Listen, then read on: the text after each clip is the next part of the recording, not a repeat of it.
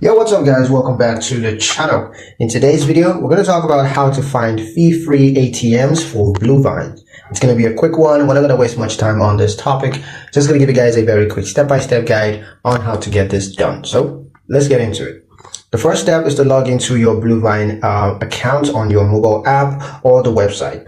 Once you've logged in with your credentials, navigate to the ATM locator feature. BLUEVINE partners with the MoneyPass and Allpoint network to provide fee-free access. Next is to enter your zip code or enable location services so that the app can show you the nearest option.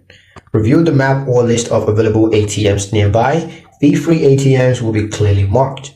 Before you head out, you want to make sure to double-check operating hours and accessibility if the ATM is inside a retail location. And when at the ATM, confirm it's part of the partner network by looking for the MoneyPass or Allpoint logo. Use your BLUEVINE debit card as normal without incurring additional ATM fees. And that's pretty much it for the video, guys. Hope you liked it. Hope you found the information here useful enough. If you did, like, share, and subscribe for more helpful tutorials. Thank you guys for watching, and I'll see you in the next one.